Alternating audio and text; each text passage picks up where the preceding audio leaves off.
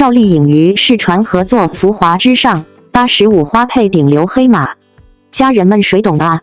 内娱瓜甜3月天，总有新瓜送嘴边。今天最炸的瓜，直接把热搜焊死在榜单。赵丽颖和于适要组队拍新电影《浮华之上》，消息一出，瓜友们连夜搬好小板凳，粉丝们更是吵得不可开交，一半狂喜一半慌，主打一个全员精神分裂。咱先扒扒这瓜的来龙去脉，可不是营销号瞎编乱造哈。有热心瓜友扒出，这部叫《浮华之上》的电影早就被上海突然影业备案了，备案号都明明白白摆着，影剧备字2026第237号，编剧更是重量级，腾匆匆，就是拍我的阿勒泰那个神仙编剧，豆瓣8.9分的水准，这班底100，含金量直接拉满。最绝的是网传的角色设定，简直是把反差感焊在了脸上。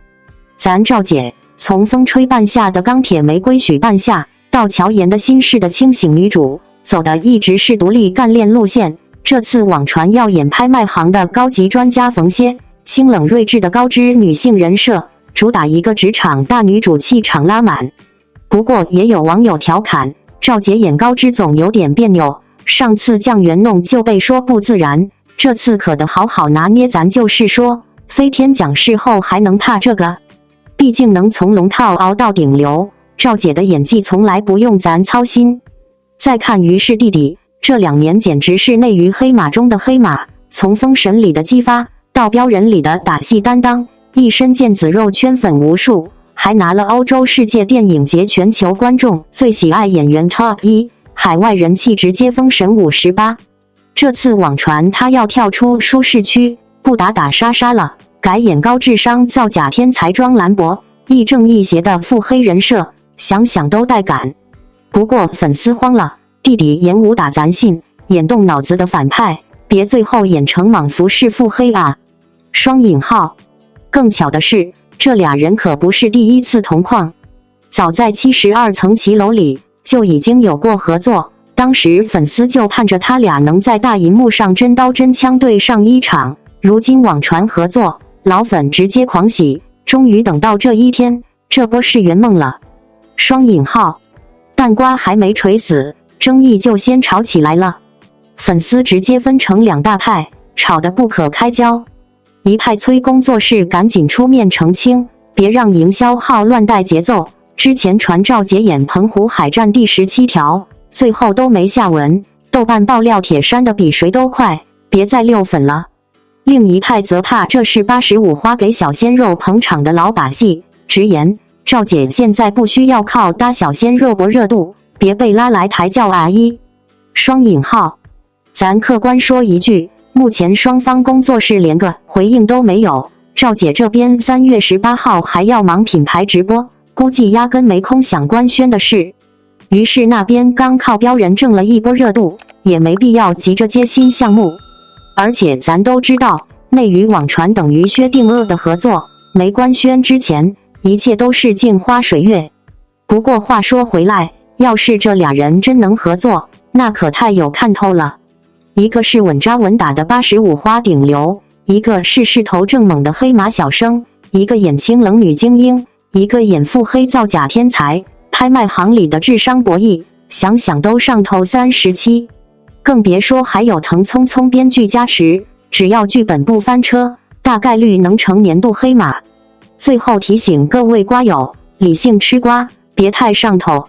毕竟现在连开机的影子都没有，等官方官宣才是最靠谱的。话说回来，你觉得赵丽颖和于适搭吗？你更期待赵姐的高知人设，还是于适的腹黑反派？如果从观众和影迷的角度来看，这条赵丽颖搭档于适的传闻，其实之所以能瞬间点燃讨论，并不只是因为八卦本身，而是因为这2位演员身上的气质差异太有戏剧张力了。先说说赵丽颖，很多观众对她的印象，其实是一路看着她成长的。从早期古装剧里的灵动少女，到后来在《风吹半夏》里那种坚韧果断的企业女性，再到电影乔妍的心事中那种更内敛复杂的情绪表达，她的表演轨迹其实很清晰，从可爱型女主慢慢走向有故事感的女性角色。所以如果她真的出演《浮华之上》里那种拍卖行专家型人物，其实是顺着她这几年转型的方向继续往前走，而不是突然的风格跳跃。赵丽颖有一个很有意思的特点，她的角色往往不是最张扬的那种，但总有一种慢慢压住全场的力量。观众看她演戏，很少会觉得她在刻意证明什么，她更像是在一点点把人物的性格铺开。这样的表演方式其实很适合那种理性、冷静，甚至带点距离感的高知女性角色。如果剧本写得扎实，这种人物反而能被她演得很有层次。再看看另一位被传合作的演员于是，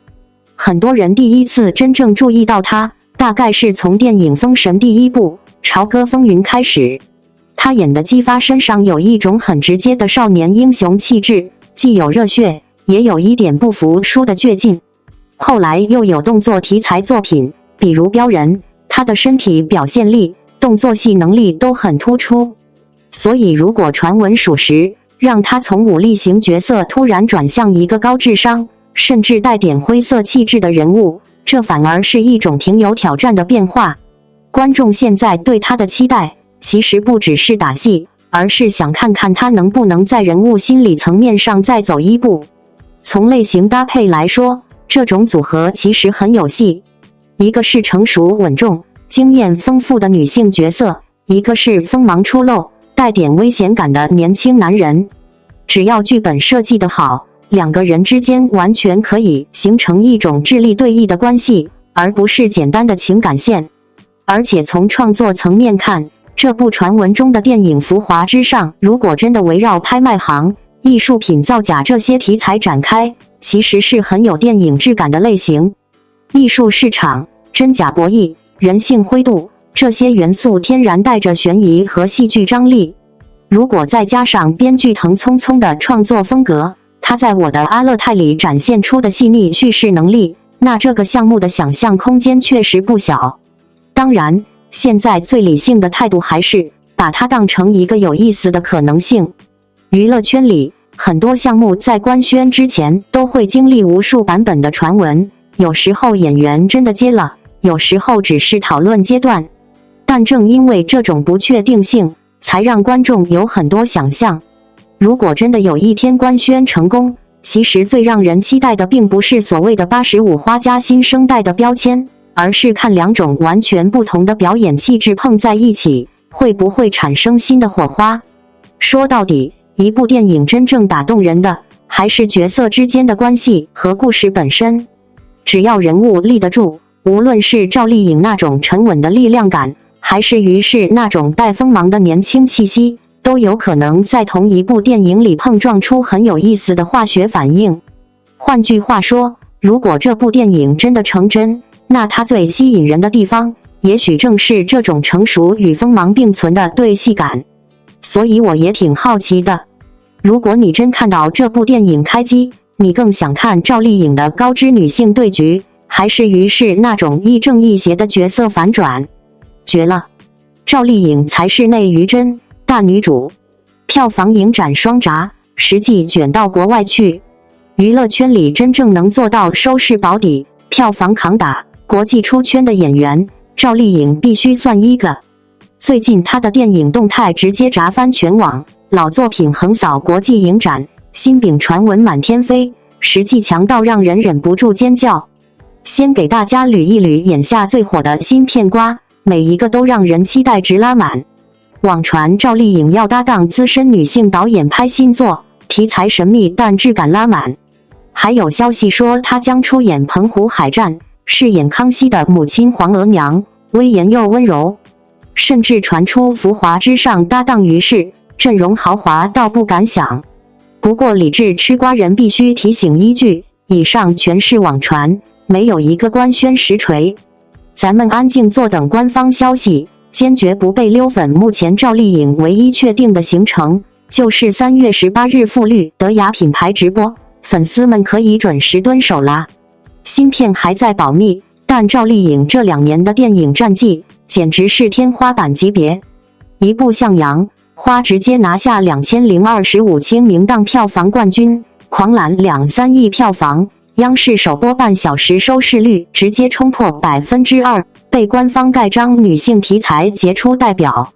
更恐怖的是，她的票房不败神话《浴火之路》乔妍的新式第20条向阳花4部电影步步大卖，步步盈利。她也成为内娱唯一连续2年主演电影全部破亿的女演员，这号召力真的吊打一片。奖项更是拿到手软，第20条里催泪无数的聋哑母亲郝秀萍，让她拿下百花奖最佳女配角，还提名金鸡奖。电视圈更是手握飞天，金鹰双料视后，影视双栖全面开花，内娱没几个能做到。国际影展也被她狠狠征服。乔妍的新事一路开挂，先是冲进东京国际电影节主竞赛单元，又入选新加坡国际电影节，3月22日还要作为比利时中国制造电影节闭幕影片展映。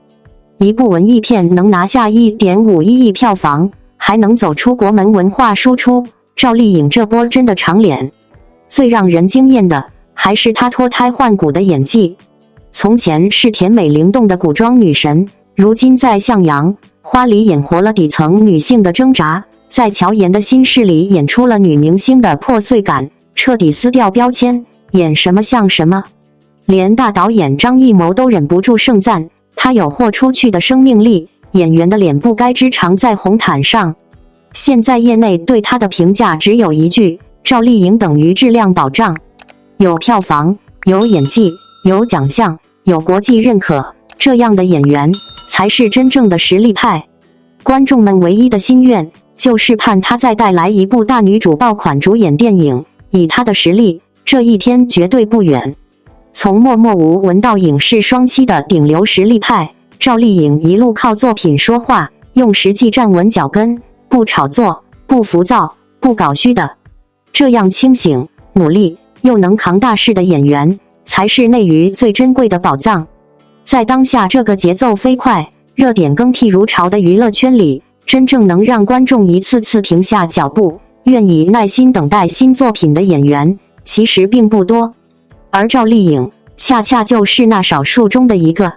很多观众提起她，第一反应往往还是当年那个在古装剧里灵动可爱的少女形象。但如果你这2年持续关注她的作品，会慢慢发现，她早已悄然完成了一次极其漂亮的蜕变，从观众心中的古装女主角，成长为真正能够扛起电影、电视剧双重市场的实力派演员。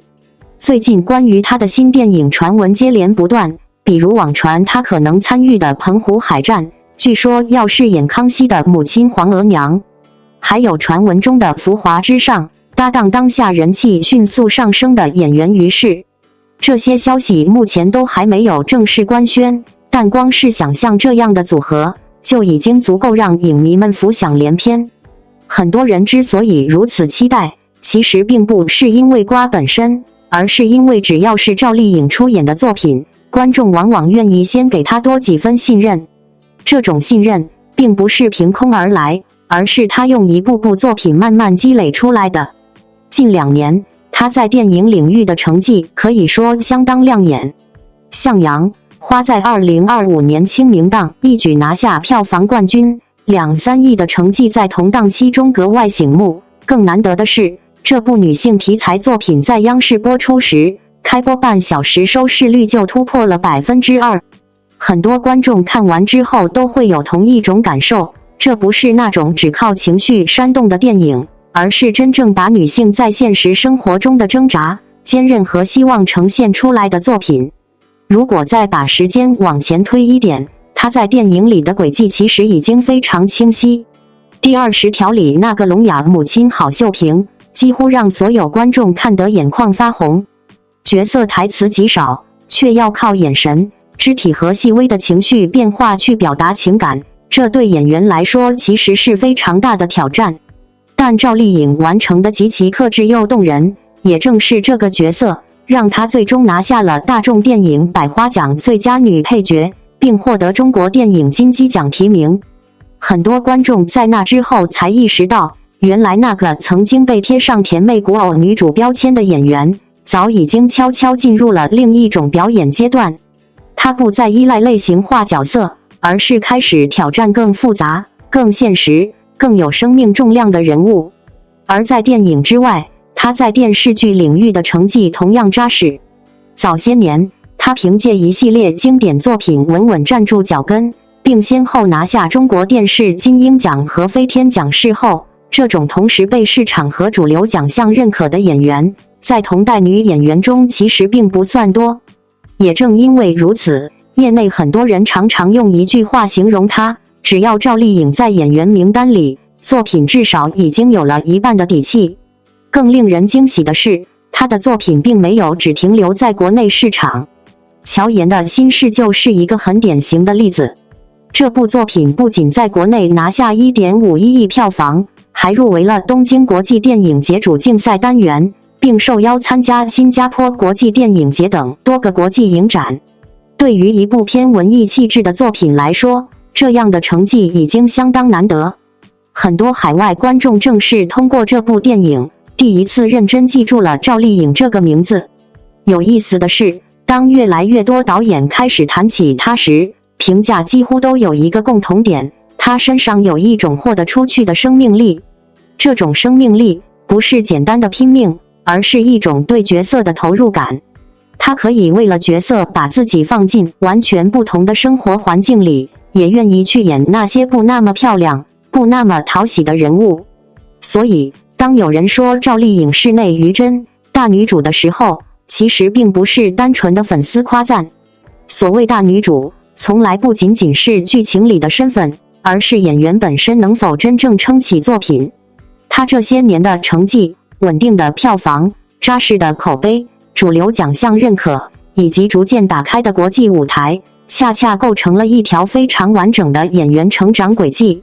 当然，现在关于她未来作品的各种消息依然满天飞，无论是历史题材、现实题材，还是可能合作的新导演阵容，听起来都让人充满好奇。但比起猜测，观众更愿意做的事情，其实还是等待。因为过去的经验已经证明，只要赵丽颖慢慢准备好一部作品，她最终呈现出来的，往往都会比想象中更有力量。从最初默默无闻的小角色，到如今影视双栖，作品走向国际的演员，赵丽颖这一路走得并不轻松。但也正因为这样，她每一次新的亮相，都会让人隐约感觉到一种踏实的力量，那是一种演员真正用作品说话，一步一步走出来的底气。也许正是这种稳扎稳打的成长，让越来越多观众相信，属于她的下一次惊喜，很可能已经在路上了。短发赵丽颖气场拉满，不穿暴露装却艳压群芳，网友提醒林更新避嫌。巴黎时装周刚落下帷幕，国内时尚活动就接踵而至。单是昨日3月18日，就连有3场红毯让人看得目不暇接，众位男女明星纷纷盛装出席，却不敌短发齐刘海造型的赵丽颖。首先，我们来关注孙乐妍，她以主持人和模特的双重身份出现在北京时装周上。当时尚芭莎面对摄像机发言时，她展现出了一种沉稳、优雅和大气的风格。特别是在最后的转身环节，她迅速地变成了一个身高较矮的冷模特，两种不同的状态都能轻松切换。孙乐妍，一位00后的财经主播，此次担任时尚芭莎的主持。她身着浅色的短款风衣，配上浅色的薄纱长裙，腰间绑着腰带，并梳起了复古的外卷发型。无论她是在模特圈还是在大众中，她都是一个时尚的焦点。特别是这件纱裙，当她在 T 台上行走时，那修长的双腿仿佛时隐时现，相较于直接暴露，更显得性感迷人。更不用提她走路速度快、气质出众、相貌出众的明艳美女了。当她不公开展示自己的恩爱，而更倾向于事业时，她的魅力更为突出。关于结婚的绯闻曝光后，周冬雨昨天参加了宝诗龙的活动，身着黑色深 V 长裙和祖母绿色的珠宝套装亮相，正好碰到小玉，显得有些尴尬。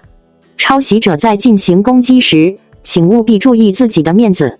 尽管如此，周冬玉依然振作精神，全心全意地投入到商业活动中，不仅始终面带微笑，还进行了剪彩和定点摄影，并特意向到场的粉丝表示感谢。令人惊讶的是，这个小小的人竟然散发出全新的活力。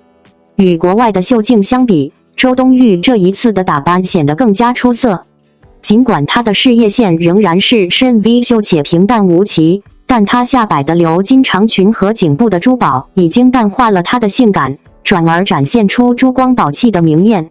周冬玉将她眼中的锐利转化为礼貌而低调的形象，她的肌肤白皙得如同鸡蛋，竭尽全力支撑起这场独树一帜的表演。与和共同主演了电视剧《百花杀》，她的身材不再那么苗条，她的妆容明亮，裙子闪烁，展现出一种高贵的气质。在完成《百花杀》的拍摄后，郑进组推出了《江门独后》，而昨天的一手摘星、一手锤的也单独宣传了孟子义。孟子义在档期竞争中展现出了惊人的速度，但他仍然能够保持在最佳状态进行剧宣。他的话语既有深度，又显得大气和从容。孟姐此刻无疑是他最为动人的时刻，如此昏暗的光线，美得仿佛从画作中步出。在这场活动中，小夏梦和黄杨钿甜也参与其中。尽管他们的打扮非常精致，但气场却显得有些惬意，星光也显得不那么明亮。王玉雯、周也、陈星旭和你们三人实际上在很早之前就共同参与了迪奥的各种活动，这一次的合并也是情有可原的。陈星旭这一次做的相对较远，在这次的迪奥活动中，周也身着一件花刺绣的抹胸裙和小礼裙，并配以半披发的发型，她所佩戴的全套珠宝给人一种豪门千金的感觉。王玉雯身着黑色的印花吊带裙出现，红宝石装饰了她的颈部、肩膀和耳朵。她展现出的肩颈和胳膊纤细而有肉感，气质高压，可以说淡妆浓抹总相宜，但被低估了。在观察赵丽颖在直播间的表现，自去年绯闻曝光后，她控制不住自己的小刀脾气，一时口快，但没想到却陷入了相当长的素养危机。随后播出的《在人间》和《造成者》并没有达到预期的效果。看到这种情况，赵丽颖决定回去稍作休息，以积蓄精力并沉淀下来。赵丽颖首次亮相于直播间时，她选择了一种全新的复古造型，并身着一条纯白的扭结长裙，显得既端庄又优雅。与内娱相比，许多女演员一亮相就身着露骨的敬酒服，显得更加美丽。赵丽颖那短发齐刘海的造型实在是太过模仿化了，毕竟很少有人见过她如此咬紧牙关，向内收敛的齐刘海，还能展现出如此的美丽和可爱。这种造型实际上并不吸引人，令人惊讶的是，她的脸部竟然保持得如此饱满，仿佛春天的气息正在复苏。相较于粉发阶段，她的容貌显得更加美丽，脸颊也恢复到了早期圆脸的状态。当她被主持人欺骗时，她的反应显得非常紧张和可爱，这也是她一亮相就成为热搜话题的原因。特别是她那对明亮而灵动的大眼睛，散发出清新的春天气息。她的整体给人一种柔和而明亮的感觉，实在是太美妙了。相较于许多明星热衷于在社交圈子里建立人脉和在红毯上展示自己的才华，赵丽颖则是一个性格直爽、性格热情的人。她很少走红毯，也不参与任何晚会，而是以自己的作品为主题，用自己独特的方式进行表演，成为一名演员。行动胜过言语，这也构成了她在名利场中自如的笑看风云的真正底气。所以这次现身直播间的她，一安我感觉她沉淀后气场又变回平静，顶着蓬松的短发，俏皮元气地出现在镜头前，坐在那便是岁月静好的写照，就这样轻松地碾压全场。害羞可爱灵动的仿如小古时期，恐怕就是林更新来了都得要避嫌吧。作为一个长期关注内地影视与娱乐文化的观众，每当看到赵丽颖的新动态，总会不由自主地多停留几秒。娱乐圈从不缺少华丽造型和耀眼红毯，但真正能让人记住的，往往不是衣服有多华贵，而是那个人本身散发出的气场。这一次，他以短发齐刘海造型出现在直播间，看似简单，却让人再次感受到一种久违的真实与从容。在刚刚过去的一场时尚活动中，现场其实星光云集，像周冬雨、孟子义、周也等演员都盛装亮相，各种珠宝礼服争奇斗艳。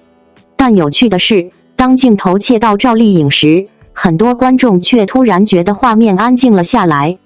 她没有深 V 礼服，也没有夸张珠宝，只是一袭白色长裙，加上一头略带复古感的短发，整个人干净的像春天刚吹过的一阵风。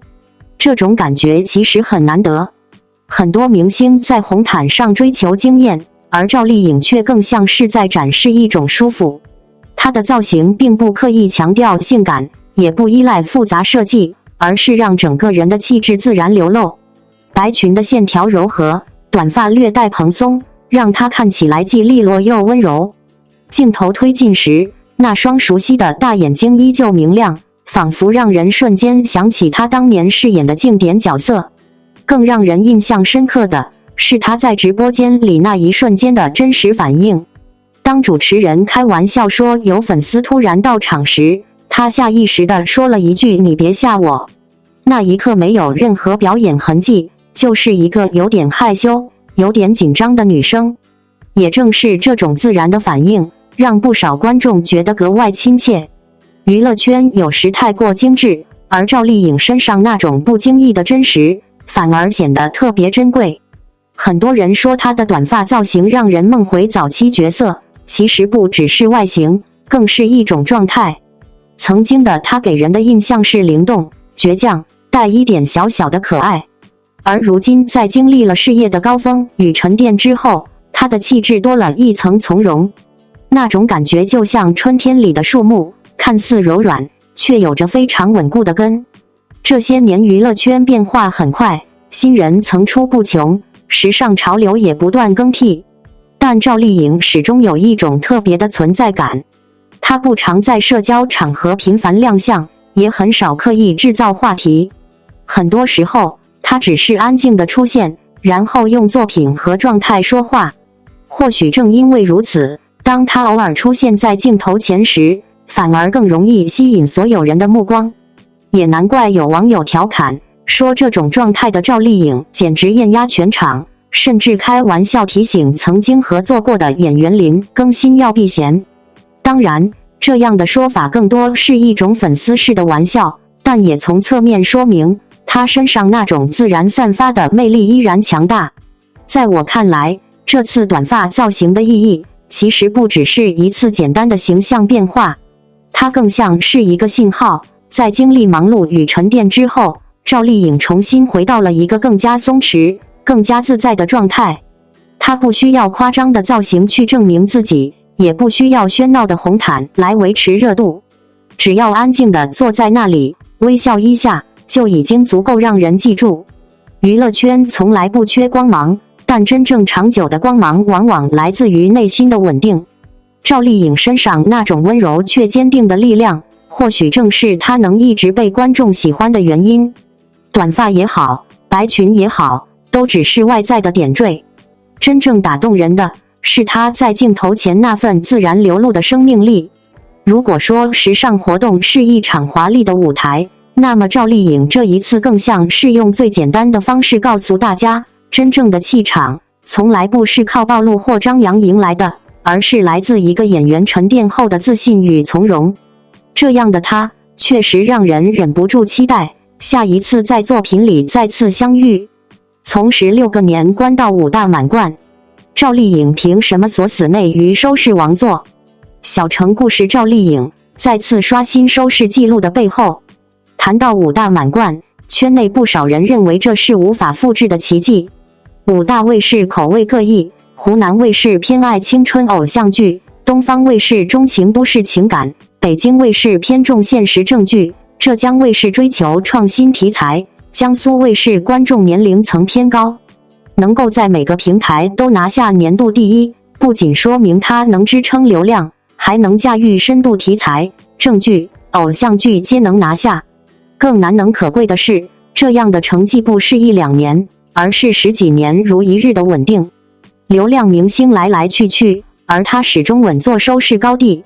业内甚至用赵丽颖效应来形容她的带动力，不仅自身巨火，还能带动整个卫视黄金时段的收视。回望赵丽颖的成长历程，并非一帆风顺。她出生在河北农村，10几岁便踏上打拼之路，跑龙套，遭遇嘲讽与否定，这些经历她都一一经历。她很少炒作自己，接受采访时总淡淡地说：“别让我抓住机会，一旦有，我一定会拼命。”陆贞传奇让她小有名气，花千骨让她彻底爆红，知否让她沉淀，风吹半夏又实现新突破。她靠的是一部部作品的磨练，而非热搜炒作或绯闻话题，每一步都踏实而坚韧。如今16个年度冠军，5大满贯在手，她仍在不断尝试新的角色。小城大事中素颜出演小镇干部，彻底颠覆了观众对她的既有印象。当有人问她下一个目标时，她笑着说：“想尝试没演过的角色。”永远不满足，永远在突破，这大概就是她能够长期红火的秘诀。在这个流量至上、八卦泛滥的娱乐圈里，赵丽颖这样用作品说话的演员实属罕见。她的冠军不是粉丝刷话题刷出来的，而是千千万万观众用遥控器选出来的。10几年下来，她证明了演员最重要的不是颜值，不是热度，而是能拿得出手的好作品。她不炒绯闻，不思番位，只专心演戏，踏实生活。这样的演员才真正配得上每一个收视冠军。如果家里有老人、小孩或者爱看电视剧的亲戚，10之8九都追过赵丽颖的作品。在如今节奏越来越快、话题更新越来越频繁的娱乐圈里，能够真正靠作品被记住的演员其实并不多。而当人们谈到收视保障这个词时，很多观众脑海里第一个浮现的名字往往就是赵丽颖。从16个年度收视冠军到5大卫视满贯，这不仅仅是一串漂亮的数字，更像是一段时间写下的注脚，记录着一个演员10多年不增松懈的坚持，也记录着观众对他最真实的选择。很多人喜欢把演员分门别类，有人是流量型，有人是演技派，也有人是偶像明星。但赵丽颖似乎一直游走在这些标签之外。她可以演温柔细腻的角色，也能演坚韧倔强的女性；可以在古装世界里成为传奇人物，也能在现实题材里变成普通却动人的人物。正因如此，当她的作品出现在不同卫视时，总能遇到不同年龄层的观众。从年轻人追看的青春故事，到中年观众更偏爱的现实题材，她都能自然融入。也正是这种广泛的观众缘，让她成为极少数能够在多个平台都拿下年度第1的演员。如果把时间往回拨一点，会发现她的成长故事其实比电视剧更像一部励志剧。出身普通家庭，没有耀眼背景，她的起点远不如许多同龄演员。早年的剧组生活里，她常常只是镜头边缘的配角，甚至连台词都很少。但正是那段时间，让她慢慢学会如何在镜头前沉住气，如何让一个角色有真实的温度。后来，当机会终于出现时，她抓住得格外用力。很多观众第一次真正记住她，是在电视剧《陆贞传奇》。那时的她还带着几分青涩，却已经能把角色的坚强与温柔演得动人。随后，一部《花千骨》让她的人气迅速爆发，几乎成为那个年代古装剧的代表作品。再后来，当她在《知否知否应是绿肥红瘦》中演绎盛明兰时，观众才发现，这个曾经被视为甜美型的演员，其实拥有非常沉稳细腻的表演力量。而真正让很多业内人士重新认识她的，是现实题材剧《风吹半夏》。在这部作品里，她演出了一个女性创业者的锋芒与脆弱，既有拼劲，也有生活的重量。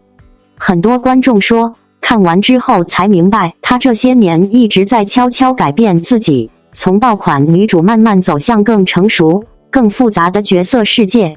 或许正因为这样，当她在新剧《小城大事》中素颜出演基层干部时，很多人并没有惊讶，反而觉得理所当然。因为一路走来，她似乎一直在寻找新的突破。有人说，演员最怕的是被观众记住一种形象，但赵丽颖却一直在主动打破这种固定印象。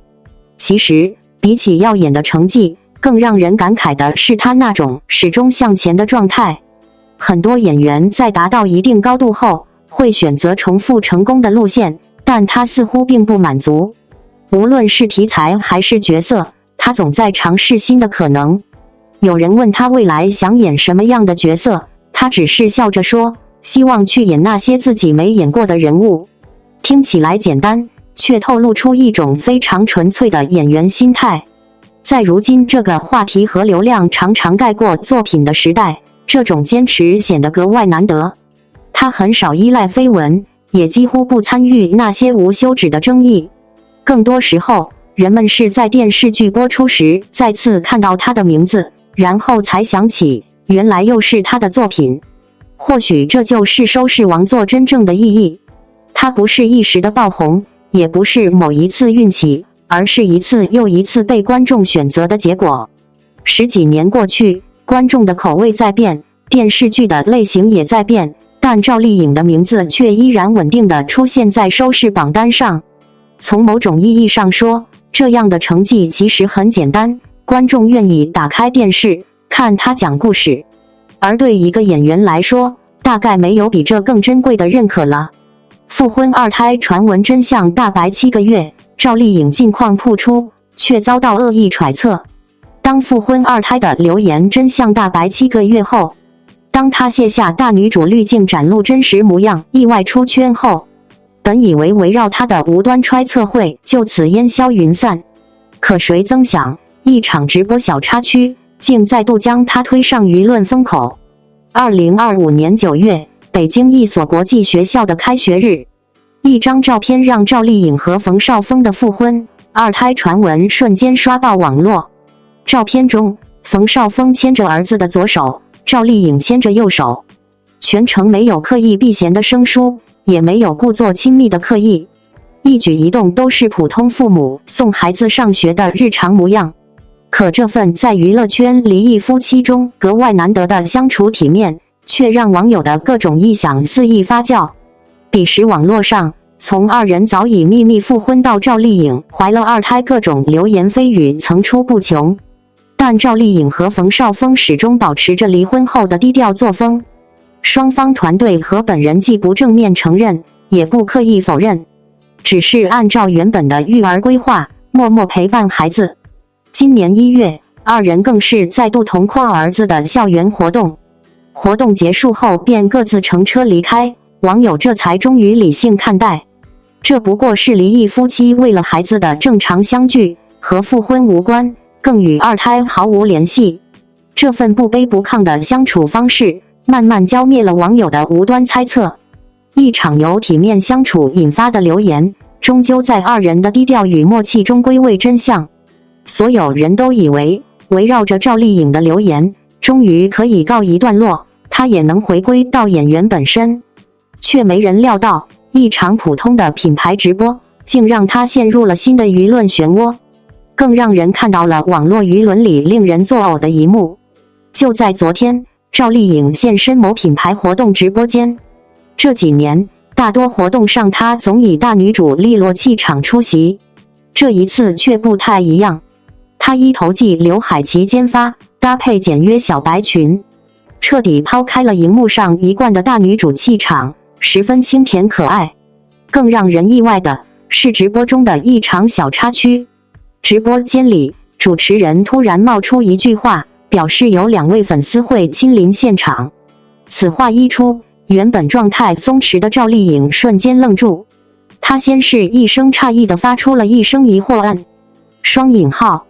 紧接着脱口而出带着慌乱的“你别吓我”，双引号，甚至还冒出一句带着颇有撒娇意味的“不要吗”。直到主持人表示是一场玩笑，他才缓了一口气。赵丽颖从吃惊到恍然释怀的情绪起伏，被镜头全程记录下来。这份毫无遮掩的本能反应，让网友看到了她最真实模样。不少粉丝纷纷直呼像只受惊的小受。虽然这样软萌的画面在早期的赵丽颖身上并不少见，花千骨中善良的小骨，追鱼传奇中总嘟着小嘴的红菱，姗姗来了中天真可爱的珊珊，但不知从何时起，我们见到的就大多都是她成熟的一面。楚乔传里的坚韧果敢，风吹半夏里的凌厉飒爽，小成大事里的敢做敢干，就连采访也总是一副大气沉稳不出错的模样。粉丝们似乎是从这一场小风波中看到了当年的赵丽颖，纷纷发文夸赞她的软萌，却不料成了别有用心之人的挑刺由头。有人吐槽她一把年纪还装嫩博眼球，还有人牵强挑拨，趁其不喜粉丝，更有甚者拿着直播中画面揪着她面无表情的一针趁其黑脸挂脸。他们将两种状态对比，调侃她是双面人，一会装酷一会装嫩。一时间网络上议论声四起。好在这场无端的曲解里，直播主持人马瑞第一时间在评论区为赵丽颖做出了澄清。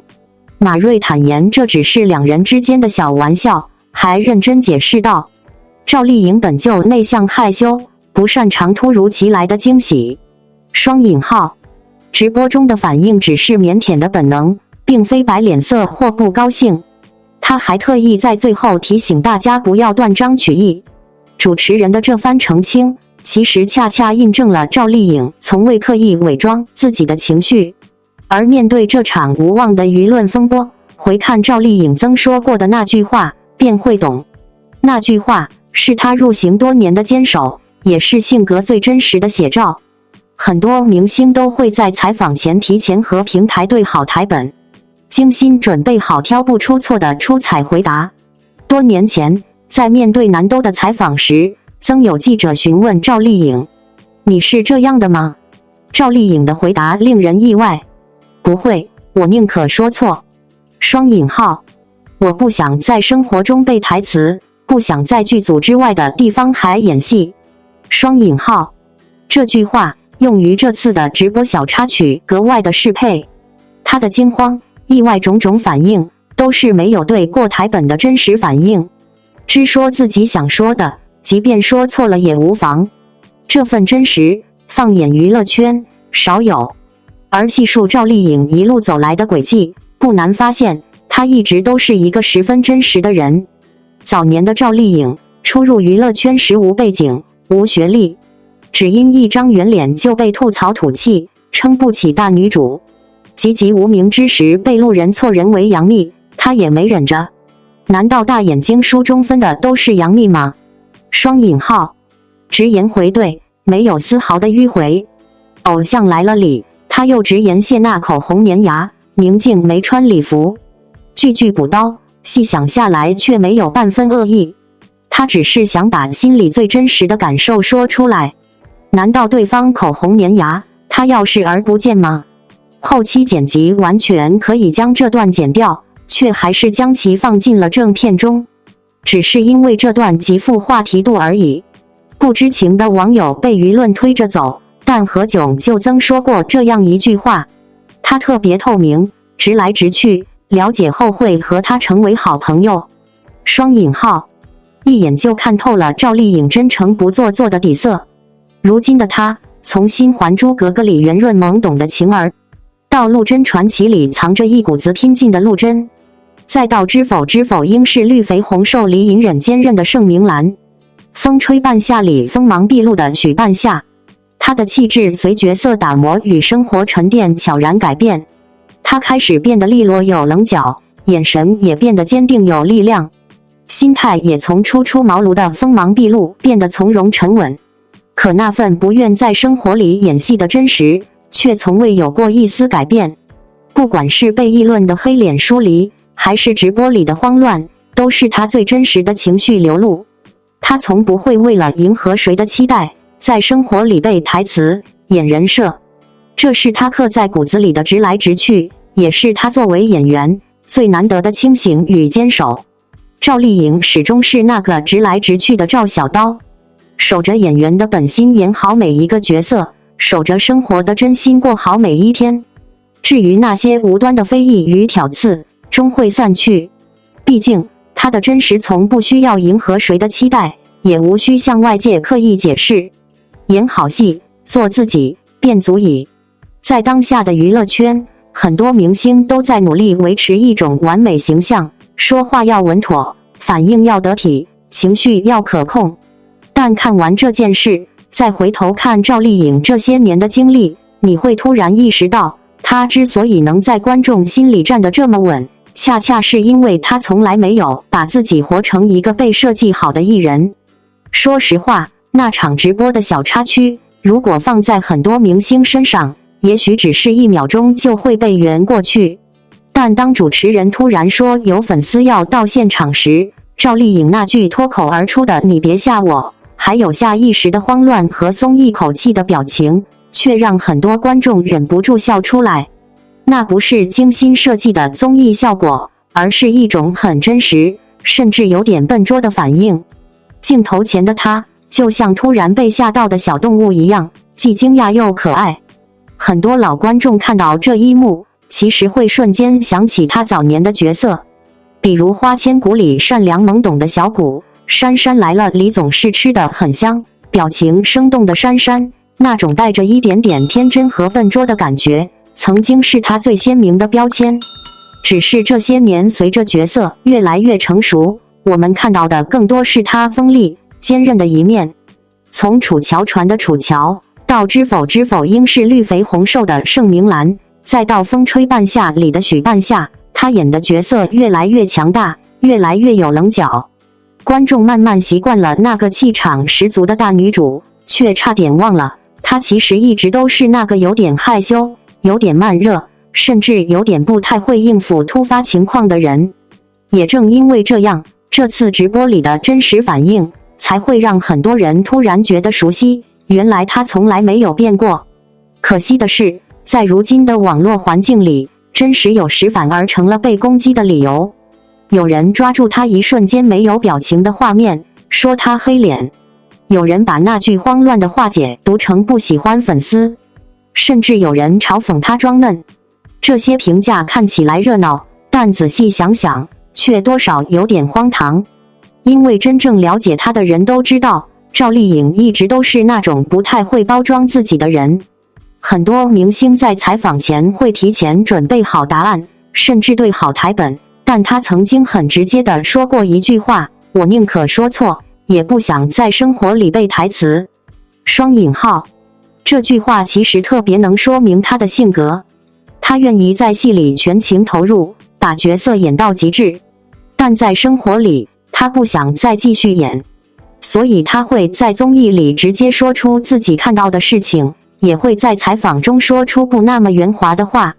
这样的性格可能会让她偶尔陷入争议，但也正是这种直来直去，让很多圈内人觉得她特别真实。其实回头看她的成长轨迹，会更清楚这一点。刚进入娱乐圈时，她没有背景，没有资源，甚至因为圆脸被很多人嘲笑不像女主。那时候很少有人相信她能一步一步走到今天，但她偏偏就这样走过来了。从新《还珠格格》的晴儿，到陆贞传奇的陆贞，再到后来一部又一部代表作，她几乎是靠着一部戏一部戏打拼出来的。很多观众喜欢她，不只是因为角色好看，更因为能从她身上看到一种特别踏实的力量。她不是被捧出来的明星，而是自己一步一步走出来的演员。这些年的变化，其实也写在她的气质里。早期的她，眼神里带着一点青涩和倔强，后来经历了事业高峰、婚姻变化、人生起伏，她的气场慢慢变得沉稳、坚定。很多人说她越来越有大女主的感觉，但那种力量并不是刻意摆出来的，而是生活慢慢沉淀出来的。所以，当有人因为一个直播瞬间去质疑她时，其实很多观众反而更清楚地看见了一件事：在一个人人都小心翼翼经营人设的行业里，他依然保留着一种不太圆滑的真实。他会慌张，会紧张，也会有一瞬间不知道怎么反应。但正是这些不完美，让他看起来更像一个真实的人。或许这也是为什么这么多年过去，赵丽颖依然能被这么多观众记住。因为无论角色怎么变化，无论外界怎么议论，她始终在做两件很简单的事：认真演戏，好好生活。至于那些一时的误解和议论，大概就像娱乐圈每天都会出现的风一样，很快就会过去。真正留下来的，还是那些角色，那些作品，还有她一路走来始终没有改变的那份真实。突发，28岁王一博被曝大瓜，蛛丝马迹全被扒，警方公司都介入。内娱顶流中，王一博是异类，拍戏、赛车都全力以赴，上综艺话少。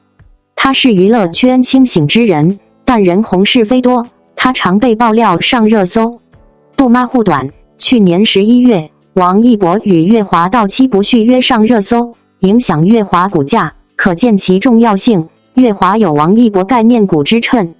面对热议，乐华当家人杜华发声荒谬，还在王一博探索心境2首映会到场，感慨与王一博情谊如家人。王一博安静聆听，眼神含笑。王一博13岁进乐华，皮肤黝黑，内向，远赴韩国训练，回国组成 UNIQ 出道，事业有起色但未火出圈，直到《陈情令》播出，与校战成顶流。爆红后他不飘不炒作，专注拍戏、跳舞、赛车。被曝大瓜，今年2月底，自称王一博私生饭的海外账号抛出重磅消息，先翻出8年恋情谣言，称王一博和其美和没分开。2018年起，美和探班创造101与王一博同框被传绯闻，王一博方多次澄清单身，这次乐华也迅速澄清。但该账号又声称掌握王一博出入境记录、购物清单、私密聊天记录等，还有其他账号接力传播。经网友扒皮，出入境记录与公开形成冲突，购物清单是女性用品，聊天记录绑定的手机号王一博2019年就弃用，爆料均翻车。乐华态度严厉，近日发出第3次声明，采取报警和法律手段，律师称恶意造谣最高可判7年。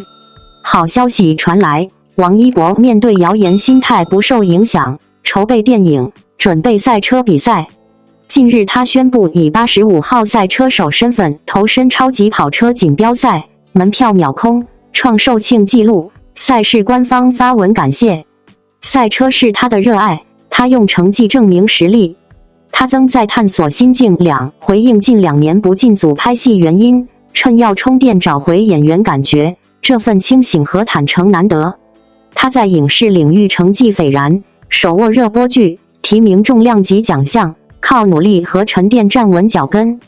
写在最后，警方介入调查，乐化追责，相信造谣者会受惩罚，给王一博清白和大众警醒。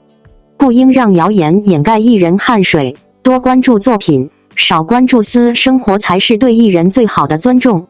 作为一个长期关注华语影视与娱乐文化的观众，每当提到王一博，很多人脑海里首先浮现的或许是顶流、流量、热搜体制这些标签。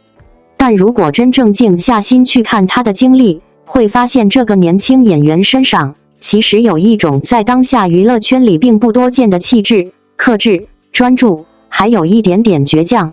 也正因为如此，当近期关于他的种种谣言再次被推上风口浪尖时，很多观众的第一反应不是吃瓜，而是替这个28岁的年轻人感到一丝心疼。娱乐圈从来不缺瓜，但有些瓜，时间一长就会发现，其实只是空壳。最近网络上流传的所谓重磅爆料，从8年前的恋情旧闻，到所谓的出入境记录、购物清单、聊天截图，一时间看起来似乎证据满满。然而稍微细看就会发现漏洞百出，时间线对不上，信息来源模糊，甚至连所谓的聊天账号都早已停用多年。这样的爆料更像是一场拼凑出来的舆论游戏。可在这个信息传播极快的时代，一条未经核实的消息往往比澄清跑得更快。好在这一次，事情的发展并没有停留在网络争吵上，经纪公司与法律团队迅速采取行动，报警、声明、取证，一步步推进。对于普通观众来说，这或许只是一次娱乐新闻，但对于艺人来说，却关乎名誉与人格。谣言看似轻飘飘的一句话，背后却可能是对一个人多年努力的否定。如果把时间往回拨，会发现王一博的成长路径其实并不顺风顺水。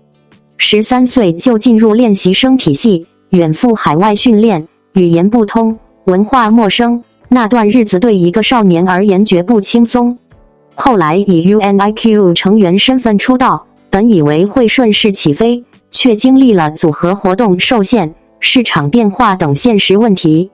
很多人只看到后来的一夜爆红，却很少去想，那之前的几年他是如何一步一步熬过来的。真正让大众记住他的，是电视剧《陈情岭》。剧集播出后，他和肖战一同成为现象级话题人物。从那一刻起，顶流的标签几乎贴在了他身上。可有意思的是，在许多综艺或公开场合里，他依然是那个话不多，甚至有点安静的人。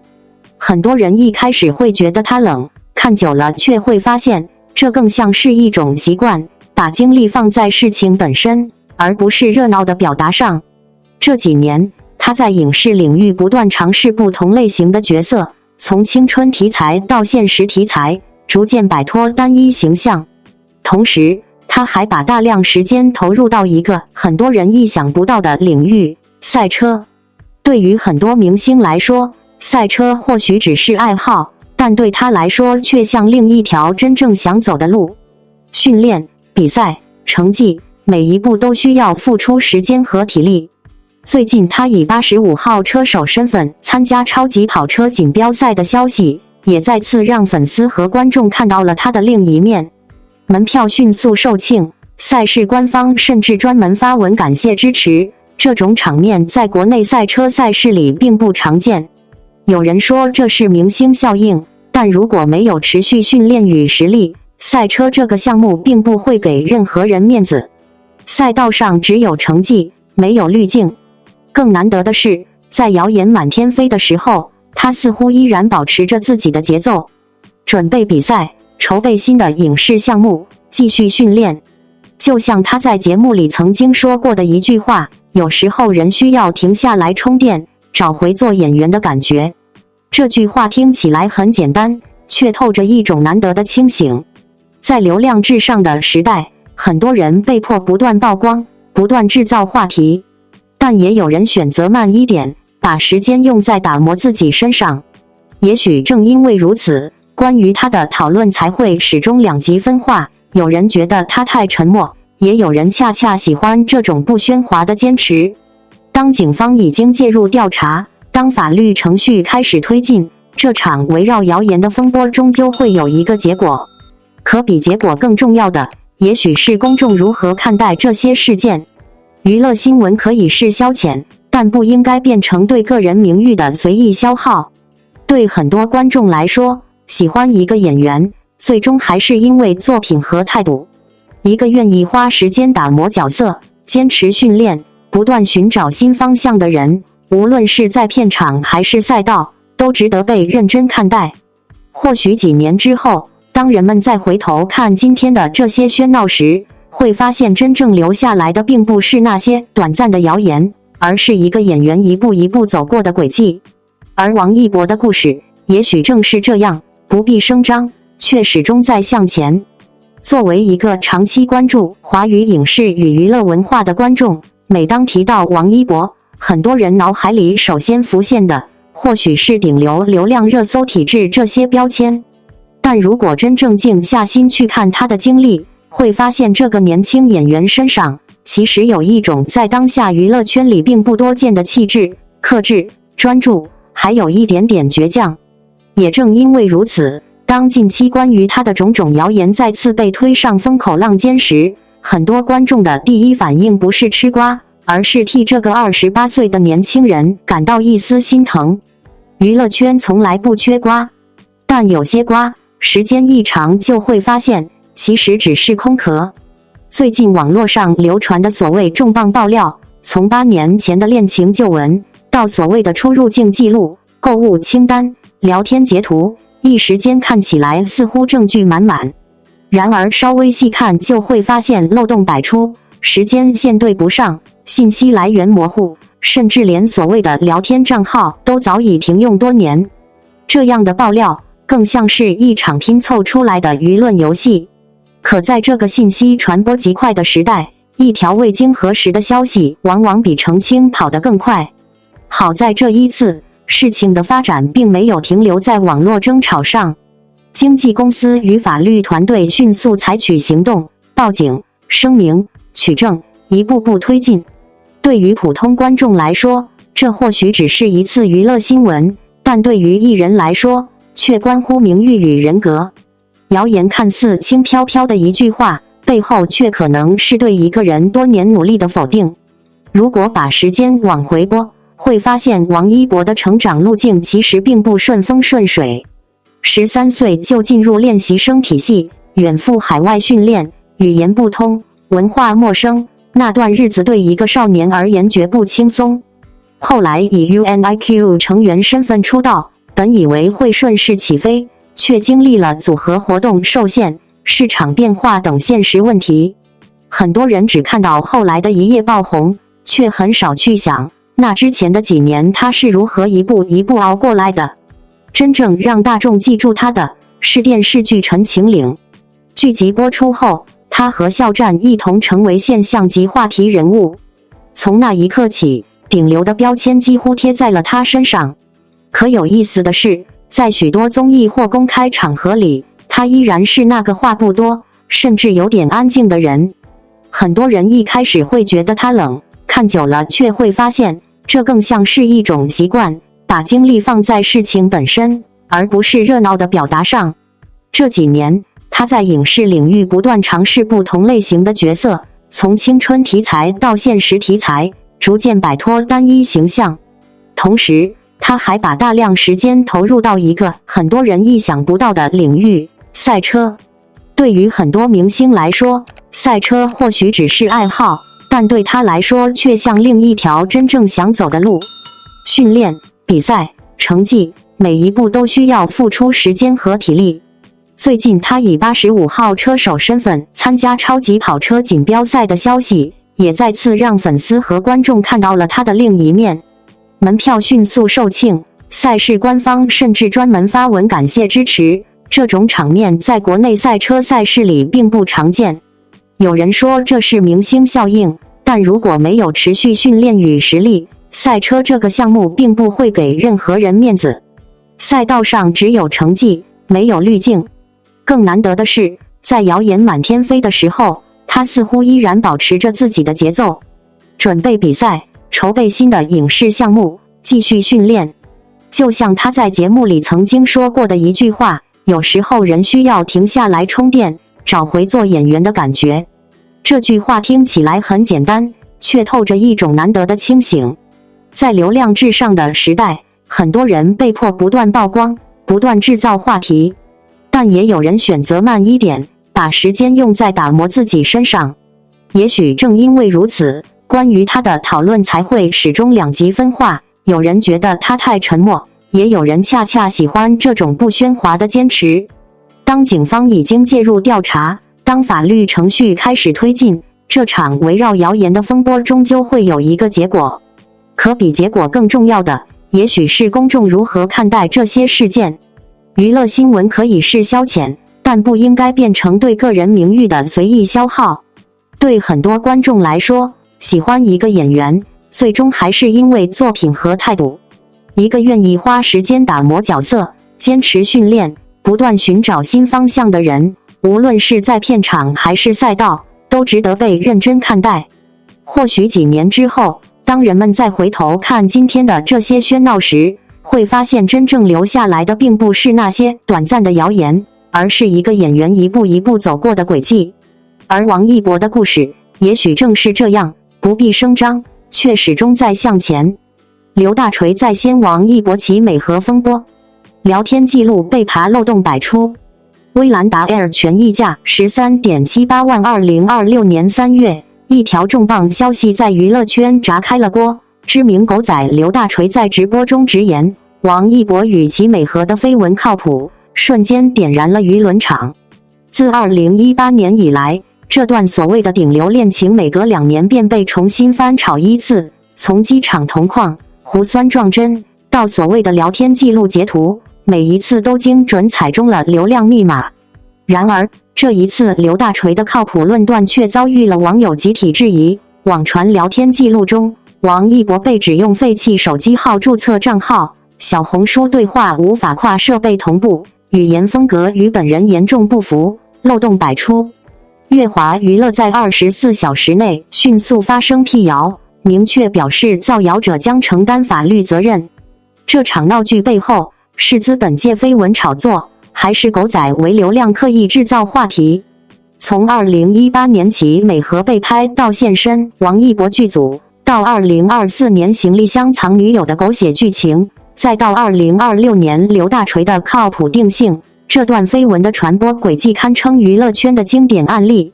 有网友扒出，每一次王一博事业上升期，绯闻便如影随形。2019年陈情岭大火后，传出所谓飞机查聊天记录的传闻。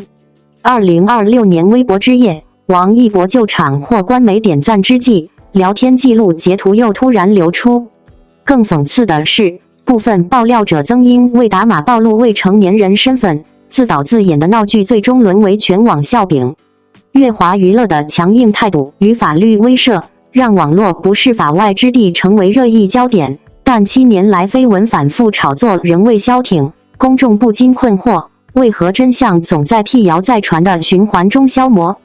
面对这7年的绯闻漩涡，王一博始终选择以岩羊式的沉默回应，全身心投入赛车、滑板、电影拍摄，用作品打破谣言。这种沉稳被部分网友误解为高冷，却也让他成为阴谋论的靶心。有分析指出，在流量经济下，顶流艺人往往被异化为符号，其私生活被恶意编排，用以制造粉丝对立，收割流量。例如，2025年演员于斌晒出的生日私聊截图，就因侵犯隐私边界引发轩然大波。王一博从顶流爱豆转型为电影演员的历程，始终伴随着绯闻阴影，而乐华娱乐的零容忍策略，则是对这种畸形生态的坚决反抗。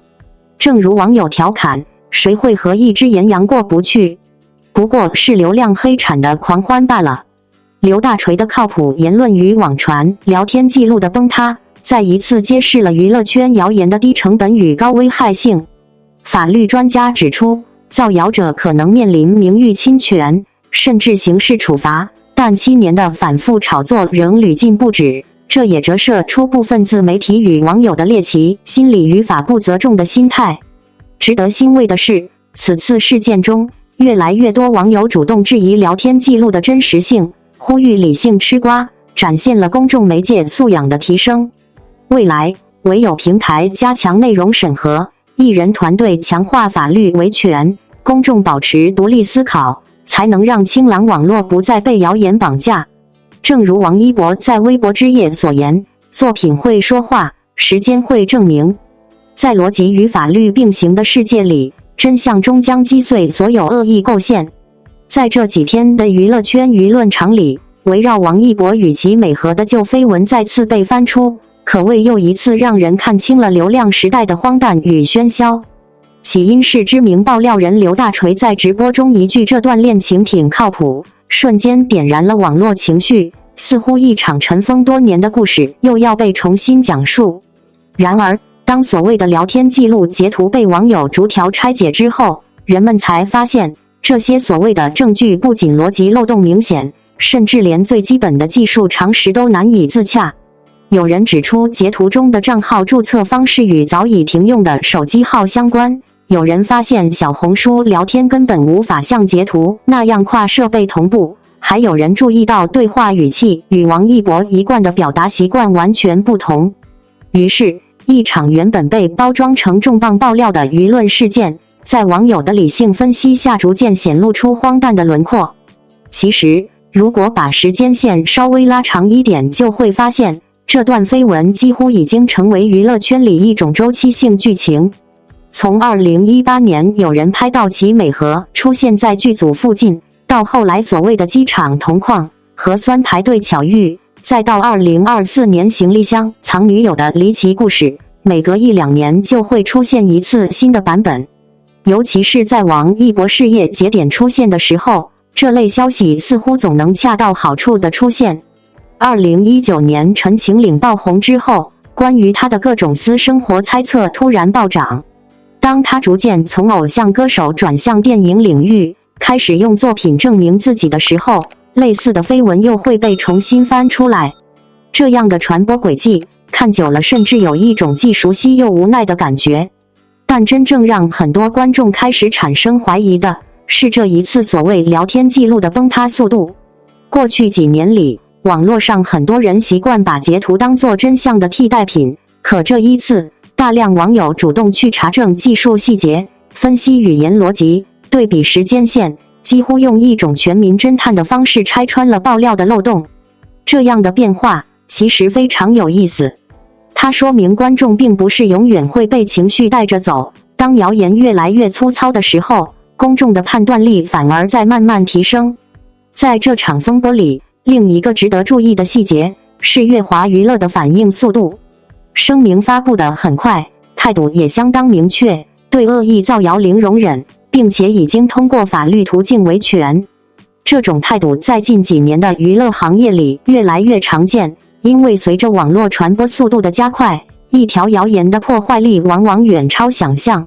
如果没有及时回应，很多未经证实的内容就会在舆论场里不断被放大，最终变成似乎是真的。而对于王一博本人来说，他的应对方式其实一直都很简单，几乎不回应。有人形容他的状态像岩羊，安静、倔强，但始终朝着自己的方向前进。无论是赛车、滑板，还是电影拍摄，他似乎更愿意把时间花在那些真正能留下痕迹的事情上。从偶像团体出身，到逐渐在影视领域站稳脚跟，这条路并不轻松。很多人都记得他在片场反复练习动作的样子，也记得他在赛道上专注比赛时那种近乎执拗的认真。或许正因为如此，关于他的讨论往往会出现一种奇怪的对比，一边是铺天盖地的八卦猜测，一边却是他在不同领域不断积累的真实成绩。其实，在流量时代，顶流艺人常常会被当作一种符号，他们不仅代表个人，也代表话题、点击率和流量。于是，一些自媒体或者爆料者就会不断制造故事，让这些符号保持热度。但问题在于，当一个故事被反复讲述7-8年之后，它往往已经脱离了事实本身，只剩下一种被消费的情绪。这一次的事件或许再次提醒了很多人，在网络世界里，谣言的成本确实很低，一张截图，一段模糊的描述，就可以制造出巨大的讨论。但与此同时，越来越多的观众也开始学会分辨真假，不再轻易被带节奏。当理性逐渐取代猎奇，很多原本靠噱头维持的故事就会慢慢失去市场。回过头来看王一博这些年的轨迹，会发现他几乎一直处在舆论的中心，但又似乎始终保持着某种距离感。他不太喜欢用言语解释自己，却习惯用行动证明自己。或许正如他曾经说过的那句话，作品会说话，时间会证明。对于观众来说，比起那些反复翻炒的旧绯闻，人们更愿意看到的，终究还是一个演员在成长过程中的真实变化。也许几年之后，当再有人试图把同样的故事拿出来炒作时，大家回头再看今天的争议，会觉得有些可笑。因为真正能够留下来的，从来不是那些短暂的流量风波，而是一个人在漫长时间里一步一步走出来的轨迹。